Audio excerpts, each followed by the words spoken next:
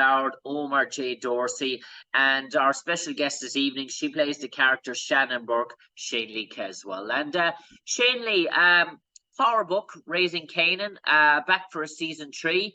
Season 2 left us on a cliffhanger. Is season 3, are those dare I say, is the cliffhanger that we left on in season 2? Is it coming to a crescendo now in the start of season 3? And I do see we have a new player coming into town, a godfather, such a godfather in terms of Hollywood entertainment, but he's also a godfather of New York, coming into Raising Kanan at the moment in season 3. Mm-hmm.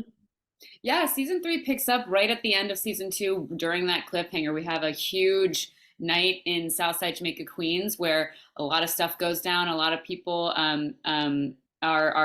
getting killed on the South Side. A lot of drama happening, and we pick up right where we left off. And so there's no time passed. The drama's still there. I think that you can think of episode 1 of season 3 as almost just episode 11 of season 2. It feels just like it's a continuation. But we see a lot of things being set up for the entire season 3 in episode 1, which I think is cool. A lot of new people coming on, like Mr. Danza, as well as Grantham Coleman, and some incredible actors join our show this season.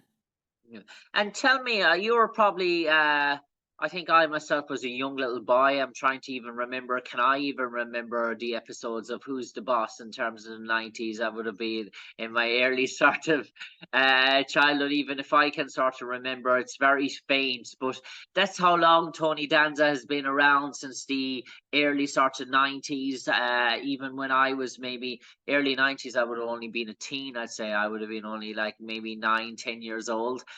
So that gives you a longevity of Tony's career in the industry. Even before that, a prominent feature for older members of audience who even remember his days in Taxi, let alone Who's the Boss. So Tony's been around the block. He's so familiar with that Italian mobster role. So he seems almost the perfect fit, but you almost know you must be onto something good and must be doing something right when you attract Tony Danza to be a season regular. Oh yeah, I mean, and everyone we have on the show, there's been multiple people who have reached out to ask to be on the show, because Raising Kanan is different from the other Powers in that it takes place in the early 90s in Southside Jamaica, Queens in New York City. So we have incredible 90s hip hop, we've got incredible music. So we've got artists, musicians, actors that reach out to want to be a part of it because they love the show. They love that era. They love that era of art and music. And so what we bring into our show, I think that makes us different than the other Powers too, is because we are a period piece. We're the only period piece. And so that's been really fun. And to see the people who want to be involved is so cool. And can you tell us about the evolution of Shannon Burke from season 1 now to season 3? Has it been a roller coaster in terms of her character sort of development, or has it had been a sort of natural curve, a natural steady growth, a natural sort of progression, or has she experienced it all now in terms of her life, in terms of Raising Kanan? Yeah, of course. Shannon starts out episode 1, season 1 as a brand new detective in Southside Jamaica, Queens. She has no idea what she's doing. She's accused of nepotism because she comes from a long line of Irish American cops in New York City. And so nobody really wants her there. Nobody respects her. And through season 1, starting season 2, people start to respect her a little more, but then she starts to be a thorn in everyone's side. She knows a little bit too much. She starts to piece some puzzle pieces together that she should maybe not be piecing together. And so she gets on a lot of characters' nerves because she just won't let things go. She is like a dog with a bone with some information. She has to be right and prove that she is right. And so we see the consequences of her trying to be right in season 3 after 2 seasons of being a thorn in everyone's side. Yeah, and you mentioned obviously playing a character, and Sorry, you mentioned there Shannon in terms of her sort of stubbornness and her grit and her sort of determination. Do you often see some, after playing a character for 2 or 3 seasons, do you often see some of her characteristics or personalities begin to wear off in you in terms of real life, and you're thinking to partners, loved ones, saying like you're bringing a bit of Shannon home with you there today? I hope to God not, because she is just slightly nosy and annoying and not very tactful. She's in this world that you need to play chess, and she's playing checkers. And so I hope to God I don't have any of that. Maybe some of her putting her foot down for what's right, I could use a little bit more of, but I'm stubborn enough as it is. So I'll keep Shannon in her world, and I'll keep all my own traits to myself. Thank you very much. Okay, and Shanley, I suppose in terms of a producer and director to follow in the footsteps of something that's created by Curtis Jackson, 50 Cent himself, it can be sort of intimidating, because where do you go? How do you change it from 50 Cent's original creation to make it relevant, to make it sort of still fit that genre, that demographic? And can you tell us about the director producer sort of vision for Raising Kanan, and how that you sort of were bought into the concept and what he was trying to achieve? Yeah, of course. Sasha Penn is incredible. He's our showrunner. The interesting thing about the show, which I mentioned, it's a period piece. It takes place in the early '90s, which is different than any of the other Power shows. And we're also establishing characters. It's the origin story of 50 Cent's character Kanan Stark from the original Power, and he is a despicable character. But as a kid, he's not despicable. He's just a kid growing up in certain circumstances. And so I think the interesting thing about our show is that you see all of the decisions and all of the consequences that have led to someone becoming really quite a despicable person like Kanan Stark is later on. And you also, we have Sasha, who's obsessed with 90s hip hop, who's obsessed with 90s artists in general. And he's writing this show from a place of passion for that time. And the other interesting thing is that we are shooting this show that takes place in the world of the 90s crack epidemic in New York City. And so it adds a little bit of grit, and it adds a little bit of history to the story that I think is really interesting, and historical context, which I think is it's cool, and it's real, and it's raw, and it's gritty, which I think makes it different than the other Powers as well. Yeah, I spoke to London as before we came on air, London Brown, who plays Marvin, and I've stroked him about the strong sense of femininity in this sort of show in terms of powerful sort of female characters. And we look at probably this sort of universe and this genre in the past is when we talk about drugs, crack epidemic, it's very sort of testosterone, sort of male, sort of driven. But how important is it for the success of the show? And we also see the importance of Patina Miller in playing the lead antagonist, playing that sort of role. And she's sort of the queen bee. She wears that sort of crown in terms of, dare I say, she carries an awful lot of load on her shoulders to bear the sort of credibility in terms of that sort of character. And how does that sort of engage a different side of the audience, that we see, yes, there were really powerful female players in this industry back in the 90s, that it just wasn't, they weren't just puppets to their male masters, they weren't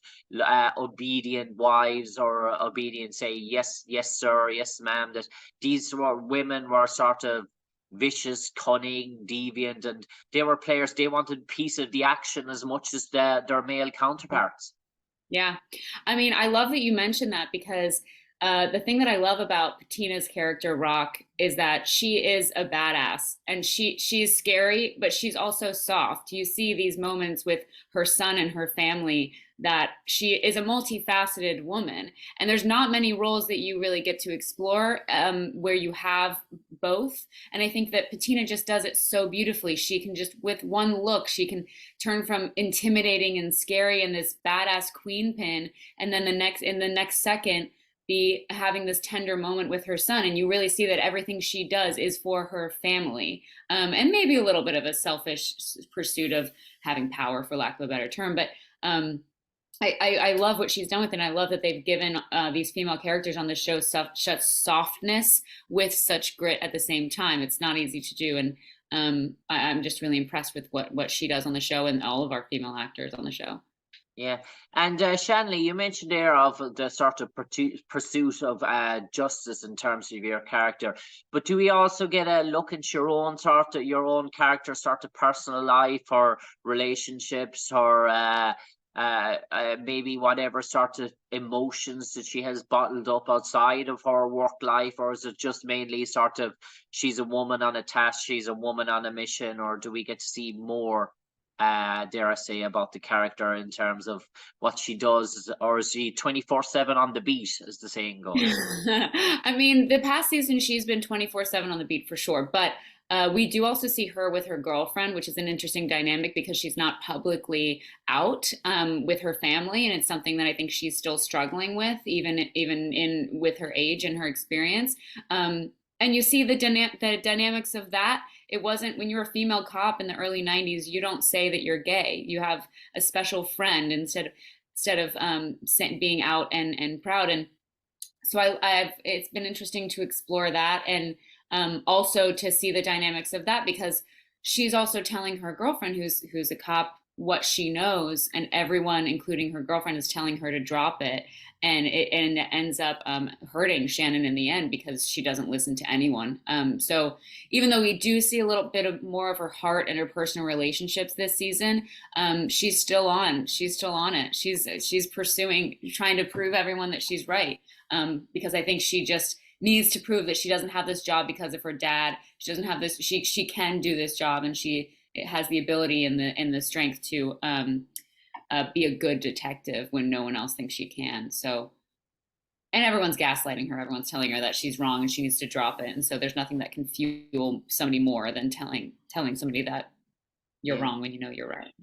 And Shanley, in terms of production for the TV sort of series now, in terms of the turnaround, in terms of shooting an episode, in terms of from start to finish, when you get the sort of script and the story read sort of for the story read session for each, are we talking maybe 10 to 12 day turnaround per episode from the time you get the sort of scripts, in terms of you're saying that's a wrap and that's ready for production and air, and the sort of the one or two bits of touch ups that is always done before it gets out on our TV screens, or is it much sort of longer, or do you go between episodes in terms of a bit of block shooting here, block shooting there, skip on and come back, or is it very much keep the episode in tow, keep it in check, wrap, go on, wrap, go on? It's wrap, go on, wrap, go on. The interesting thing about this show is that we started in February 2020, and then there was this little thing called COVID-19 that came by and stopped us for 8 months.